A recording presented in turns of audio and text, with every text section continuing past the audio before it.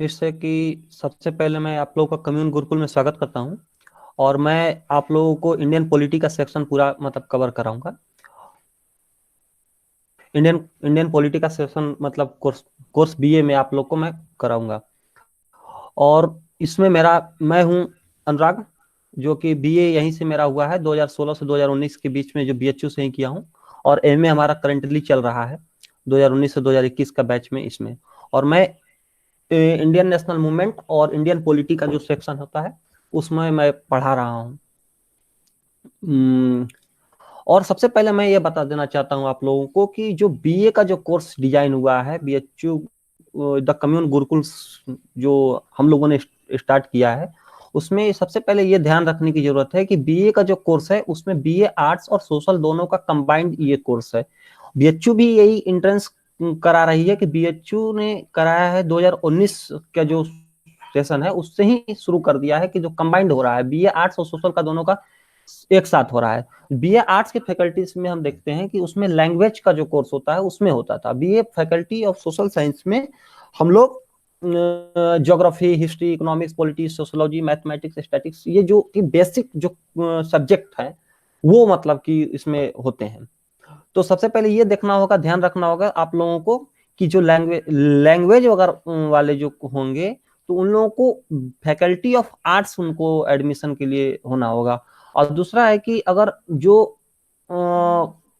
मतलब कि सब्जेक्टिव मतलब कि उनको पढ़ना है, जैसे history, polity, geography, economics, sociology, इस तमाम तरह के जो सब्जेक्ट हैं उनको क्या है कि सोशल साइंस में ही आपको करना है, ये ध्यान रखना है। ठीक है। और सिलेबस ऑफ एंट्रेंस एग्जामिनेशन में अगर देखा जाए तो 2019 के बाद से पूरा अगर देखा जाए कि पीरियड ही पूरा बदल जाता है। कारण होता है कि इसमें जो पहले होता था कि बीए आर्ट्स और सोशल के अलग अलग एग्जाम हुआ करते थे, तो जिसके उसमें होता था कि 150 क्वेश्चन में होता था कि ज्यादातर जनरल जनरल नॉलेज के ही क्वेश्चंस ज्यादा पूछते थे। हिस्ट्री से, पॉलिटिक्स से, ज्योग्राफी से, इकोनॉमिक्स से ही क्वेश्चंस ज्यादा पुट अप करते थे। लेकिन हुआ क्या कि 2019 के बाद से ऐसा हुआ कि आर्ट्स और सोशल का दोनों का कंबाइंड कर दिया गया। कंबाइंड होने के कारण क्या हुआ कि हमें स्पेशली बीएचयू की बात कर रहा हूँ। ठीक है, आप लोग ये ध्यान रखना कि बीएचयू की बात कर रहा हूँ। अगर अदर यूनिवर्सिटी के की बात है तो उसमें पर्सनली मैसेज करके हमसे पूछ लेना, वो अलग बता दूंगा। लेकिन बीएचयू क्या कि थोड़ा स्पेसिफिक मैं बता रहा हूँ आप लोगों को। तो हुआ क्या कि 2019 के बाद से दोनों का मतलब कि कंबाइंड होने के कारण क्या हुआ कि पूरा जो पैटर्न था एग्जाम का वो चेंज हो गया। चेंज होने के कारण क्या हुआ कि जनरल नॉलेज और करंट अफेयर्स का क्वेश्चन 60 क्वेश्चन पुट अप कर रहा है, और general mental ability and reasoning या मैथ और रीजनिंग का जो क्वेश्चन है उसमें 15 क्वेश्चन अलग अलग टाइप में क्वेश्चन पूछ रहे हैं। तो यानी कि ये बहुत इंपॉर्टेंट हो जाते हैं कि आपको मैथ और रीजनिंग के क्वेश्चन आने बहुत जरूर हो जाते हैं। यानी कि आपको मैथ और रीजनिंग पर फोकस होना चाहिए, होना ही पड़ेगा। कि ये सोच कर कि नहीं कि अरे हो जाएगा, जनरल नॉलेज का ही क्वेश्चन तैयार कर ले, हिस्ट्री, पॉलिटिक्स, ज्योग्राफी, तो इससे नहीं। आपको इस पर भी फोकस करना होगा, जो कि हमारे यहाँ जो बेस्ट फैकल्टीज है, वैष्णव सर हमारे पढ़ा रहे हैं। अब वैष्णव सर जो पढ़ा रहे हैं वो बेस्ट फैकल्टी है। उन्होंने कई तरह के मतलब की समस्याओं को, यानी कई तरह के क्वेश्चंस को ट्रैक किया है, और विगत कई वर्षों से वो कई कंपटीशनों के एग्जाम को तैयारी करा रहे हैं। तो जैसे कि हर साल हम लोग के यहाँ से बहुत लड़कों को, मतलब कि इस साल से नहीं, एक बार और कोचिंग हम लोग का अलग भी चल रहा था, तो उससे बहुत सारी चीजों की हुई है। अब देखिए कि लैंग्वेज कंप्रिहेंशन भी बहुत इंपॉर्टेंट है। यानी कि पूरे हम सेक्शन को बांटे तो 30 जो क्वेश्चन पूछ रहा है, यानी कि हिंदी और इंग्लिश दोनों में से आपको कोई भी क्वेश्चन करने हैं। यानी इसमें हमारी जो मैडम है आदित्य द्विजा जो है वो पढ़ाएंगे आपको, दीपिका के साथ दोनों लोग मिलकर 30 क्वेश्चन को ट्रैक कराएंगे, कैसे आपको 30 क्वेश्चन को ट्रैक करना है। और उसको मतलब कि 30 क्वेश्चंस को हल कर कर उससे यही समझ लीजिए 30 क्वेश्चन जो होता है हिंदी और इंग्लिश के, ये मेरिट बेस होते हैं। आपको क्या मतलब अंदर बीएचयू के अंदर आना चाहते हैं या बाहर जाना चाहते हैं, ये 30 क्वेश्चन ही बहुत ही फैक्टराइज होते हैं। तो ये इंपॉर्टेंट होते हैं कि इसको भी आपको ध्यान में रखकर चलना है। ठीक है। 150, पहले एक सेकंड और तो आपको बताना चाहता हूं कि 150 जो क्वेश्चंस हैं, 150 क्वेश्चंस टोटल पूछे जाएंगे। उसमें 30 क्वेश्चंस जो पूछे जाएंगे हिंदी और इंग्लिश के। तो उसमें हिंदी का जो लड़का करना चाहता है वो हिंदी कर सकता है, और इंग्लिश का क्वेश्चन करना चाहता है तो इंग्लिश का कर सकता है। इसमें दोनों में से कोई एक ही क्वेश्चन को करना है स्पेसिफिक। दोनों को नहीं करना है, ठीक है। और सबसे पहले ये भी ध्यान रखना है कि जो 120 क्वेश्चंस बचते हैं, 120 क्वेश्चंस में मैथ का भी सेक्शन जो 30 क्वेश्चन बता दिए कि मैथ और रीजनिंग, और इसमें जो 30 क्वेश्चन आ रहे हैं, 30 गुना के 60 क्वेश्चन जो होते हैं, ये आपको समझ लीजिए कि 60 क्वेश्चन तो मतलब कि हिंदी और एक तरह से मैथ और रीजनिंग कम्प्रिहेंशन से ही इंपॉर्टेंट हो जाते हैं। तो ये सबसे बड़ा ये भी रखिएगा, याद रखिए फैक्टर हर एक पर बैलेंस बनाकर ही चलना है। ये नहीं कि हमको हिस्ट्री बहुत अच्छा लग रहा है तो हिस्ट्री पढ़ते चले गए, पॉलिटी अच्छा लग रहा है तो पॉलिटी चलने गए, नहीं, हर एक पर बैलेंस बना के चलना है। और उसी के लिए हम लोग बता रहे हैं कि कैसे उसको प्रीफर करके कैसे हम लोग को बैलेंस बनाकर आपको पढ़ना है। सबसे बड़ी चीज जो आती है कि कोई भी कंपटीशन को निकालने के लिए पढ़ने से ज्यादा होता है क्या नहीं पढ़ा जाए, उस पर इंपॉर्टेंट होता है। तो सबसे बड़ी चीज होती है कि ये ध्यान रखना है, और वही चीज हम लोग कम्युन गुरुकुल का पर्पस है कि ज्यादा से ज्यादा लड़के अपने मतलब के लक्ष्य के प्रति, अपने एम की तरफ निकले और ज्यादा से ज्यादा क्रैक करें, ठीक है।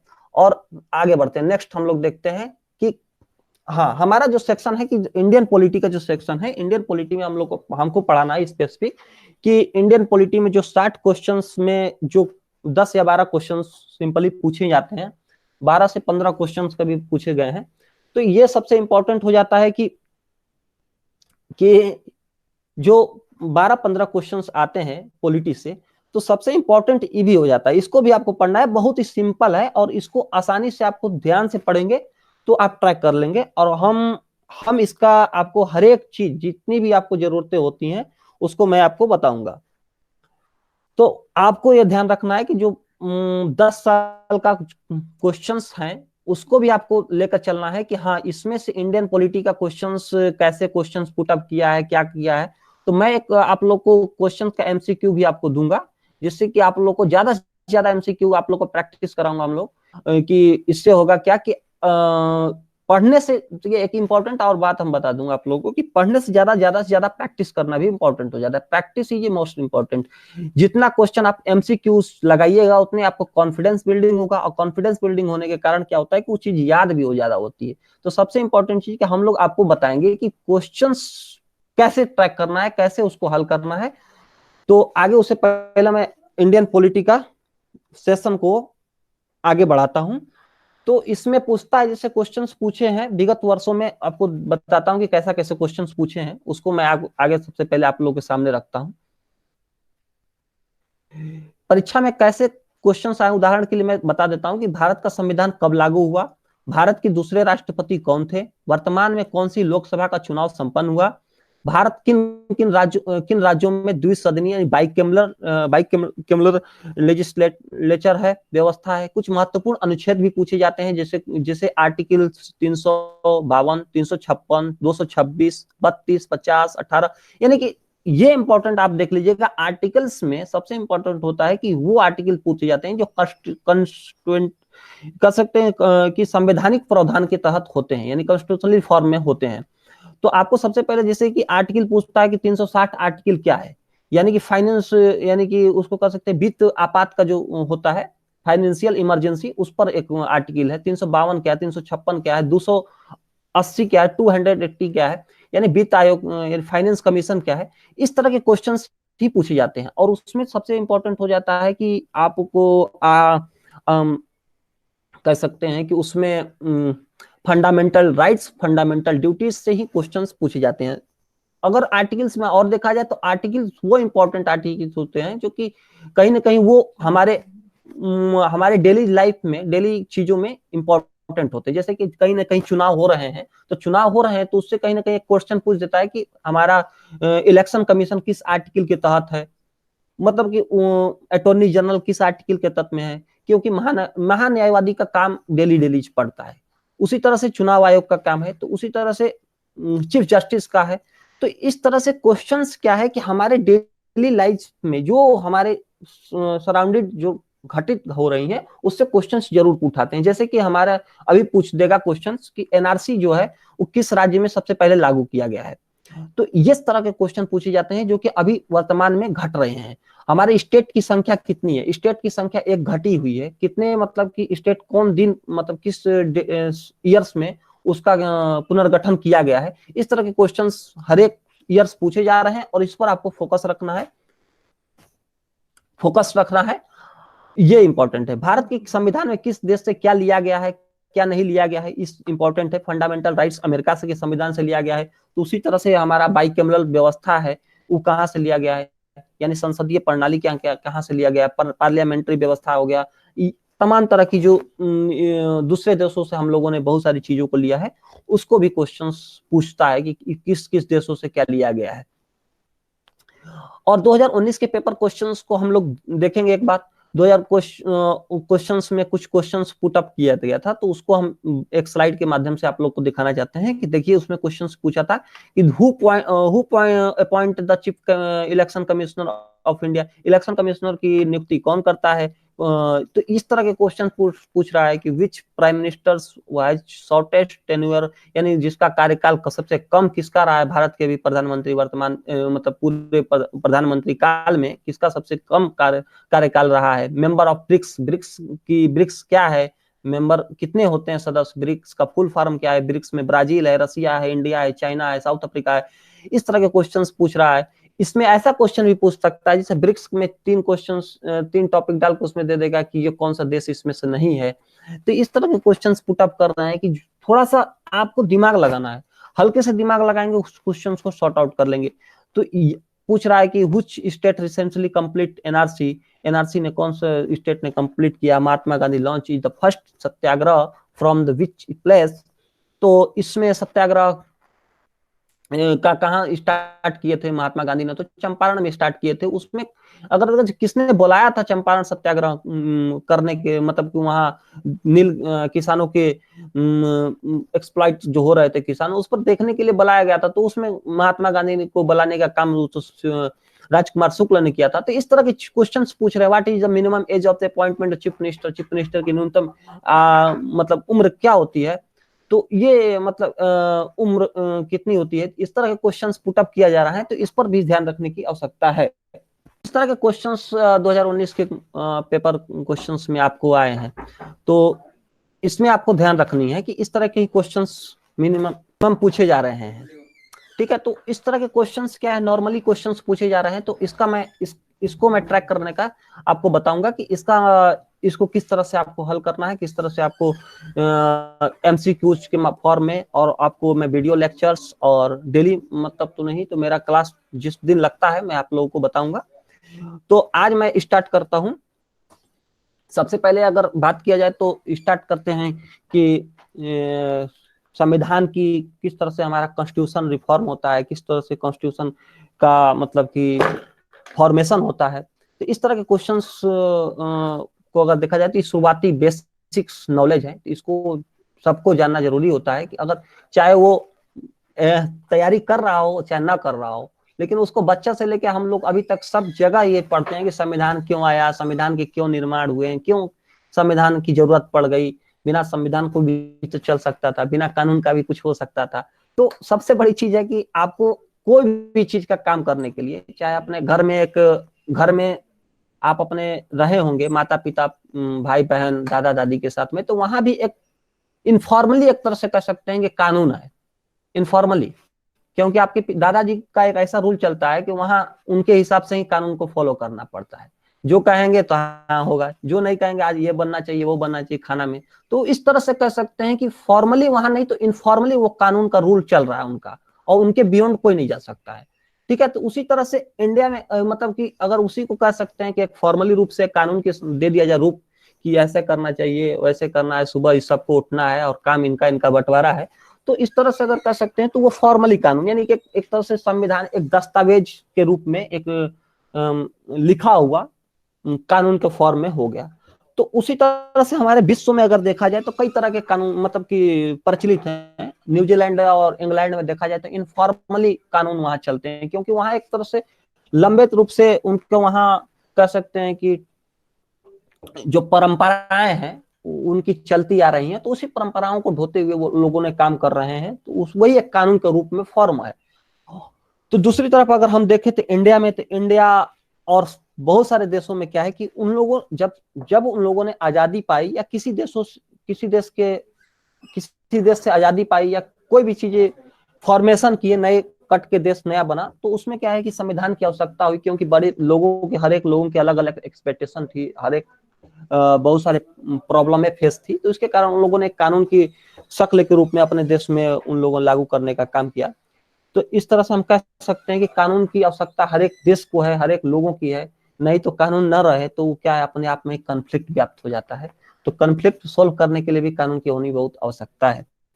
तो वहीं से हम लोग शुरुआत करते हैं, जब घर में ही कानून की आवश्यकता हो जाती है इनफॉर्मली रूप से, तो देश को भी आवश्यकता हो जाती है एक कॉन्स्टिट्यूशनल यानी कि संविधान के रूप में। संविधान अगर ना रहे तो मतलब कि अपने आप में ही सब लोग लड़ जाएगा। इतने 125 करोड़ का लोग है, वो सबकी अपनी अपनी आकांक्षाएं हैं, अपनी एक्सपेक्टेशन है, तो इसके कारण अपने ही में लड़ जाएगा। लड़ने के कारण क्या होगा, कन्फ्लिक्ट व्याप्त हो जाएगा और सिविल वार हो जाएगा। सिविल वार हो जाएगा तो कितने देश बन जाएंगे।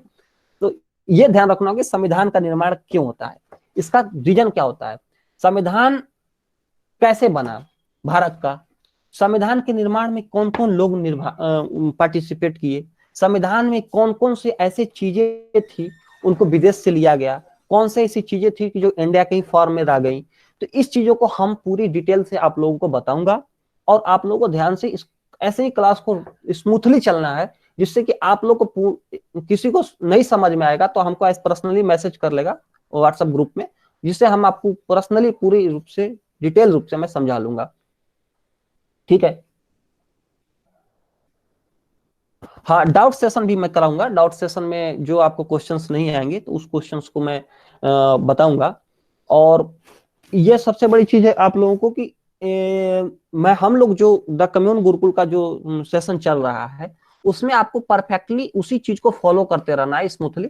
उसमें बियॉन्ड आपको जाने की जरूरत नहीं है कि नेक्स्ट ये कर ले वो कर ले, मतलब तमाम तरह के वीडियोज ऑडियोज के चक्कर में नहीं पड़ना है और किताबें भी नहीं पढ़ना है, क्योंकि हम लोग उतना ही आप लोग को सफिशियंट हम लोग को मटेरियल और हर चीज उपलब्ध करा देंगे टेस्ट सीरीज की, जिससे कि आप लोग का एक तरह से कहीं ना कहीं सिलेक्शन पक्का है।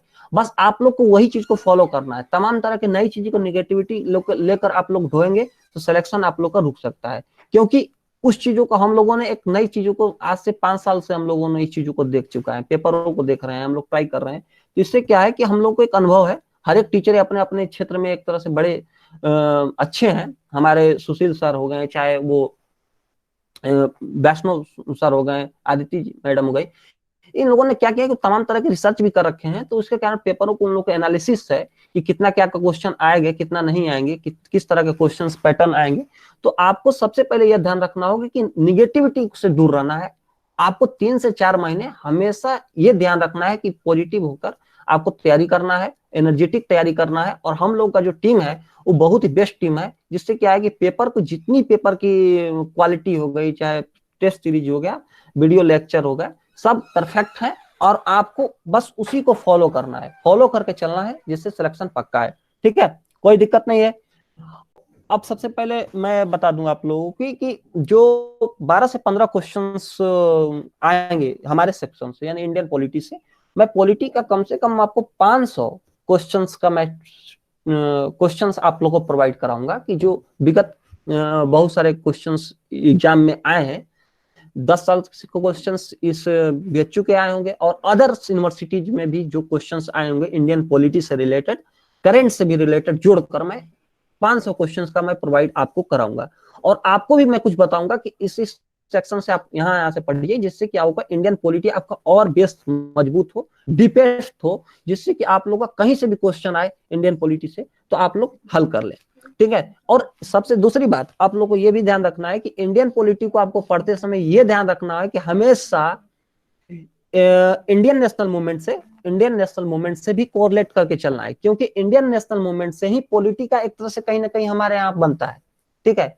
इंडियन नेशनल मूवमेंट और पॉलिटी दोनों को कंबाइन करके पढ़ा जाएगा तो एक और अच्छा आनंद आएगा, जिससे कि आप लोगों को बहुत इंटरेस्टिंग लगेगा और हर एक क्वेश्चन को आप लोग ट्रैक कर सकते हैं आसानी से। जैसे मैं क्वेश्चन बताया था आप लोग को कि संविधान का निर्माण मतलब कि how to formation of Indian constitution, तो इसमें सबसे पहले यह ध्यान रखना होगा कि इंडियन कॉन्स्टिट्यूशन का निर्माण हुआ, तो इंडियन कॉन्स्टिट्यूशन का निर्माण में अगर देखा जाए तो भारत के जितने इंडियन फ्रीडम फाइटर थे उनका भी बहुत बड़ा रोल रहा है। तो इंडियन फ्रीडम फाइटर का रोल को हम लोग निग्लेक्ट नहीं कर सकते हैं। तो उनके फॉर्मेशन को इंडियन नेशनल मूवमेंट्स में लाकर उन लोगों को चीजों को हम लोग जोड़ेंगे। जैसे क्या होता है कि अगर क्वेश्चन पूछ सकता है कि हम देखिए एक छोटा सा मैं एग्जांपल दे रहा हूं कि इंडियन पॉलिटी से और इंडियन नेशनल मूवमेंट से कैसे जुड़ा हुआ है, थोड़ा सा एक एग्जांपल से आप लोग समझिएगा। जैसे कि एक क्वेश्चन पूछता है, हर एक एग्जाम में पूछा, कई एग्जाम में पूछ चुका है, जिसमें कि भारत वो कौन सा Indian national movement, Indian national Congress का सेशन था जिसमें फंडामेंटल राइट्स की बात की गई थी। तो इस ये क्वेश्चंस पूछा गया है, यानी कि Indian national movement, Indian Congress की जो सेशन था, यानी हर एक वर्ष जो इंडियन नेशनल का कांग्रेस का सेशन हुआ करता था, उसमें क्या है कि उसमें कोई ना कोई एक प्रस्ताव पारित किया जाता था। तो उसी प्रस्ताव में किस सेशन में पास किया गया था कि फंडामेंटल राइट्स होना चाहिए हर एक, मतलब कि इंडियन के पास में फंडामेंटल राइट्स, मौलिक अधिकार होना चाहिए। तो मौलिक अधिकार की बात की गई थी 1931 के कराची अधिवेशन में। और कराची अधिवेशन की बात आज हम लोग अगर देखा जाए तो इंडियन नेशनल मूवमेंट से उठाकर हम लोग इंडियन कॉन्स्टिट्यूशन में लाएंगे, क्योंकि इंडियन कॉन्स्टिट्यूशन में भी फंडामेंटल राइट्स की बात की गई, फंडामेंटल ड्यूटीज की बात की गई है। तो इस चीजों को हम लोग को देखना है। तो ये नहीं रखना है कि आपको इंडियन नेशनल मूवमेंट को पढ़ना है तो इधर इधर करना है, बैलेंस बना के चलना है हर एक चीजों का, तो आपको अच्छे से समझ में आएगा। तो यानी कि 15 क्वेश्चन इंडियन नेशनल मूवमेंट और 15 क्वेश्चन समझ लीजिए कॉन्स्टिट्यूशन, यानी 30 क्वेश्चन का आपको हमेशा ट्रैक कर लेंगे और आराम से, मतलब सिंपली फॉर्म में करके आप लोग आराम से आ जाएंगे, जिससे कोई दिक्कत नहीं होगा। आप लोग को नेक्स्ट सेशन में आप लोग को पढ़ाऊंगा कि अगले सेशन में कि आप लोगों को कैसे आगे और करना है, और संविधान का निर्माण, और उससे मैं क्लास, नेक्स्ट क्लास से आप लोग का रेगुलर क्लास होगा, बताएंगे कि क्लासों का मतलब, हाँ क्लास होता रहेगा। तो इस सेशन को यहीं हम लोग रोकते हैं, ठीक है।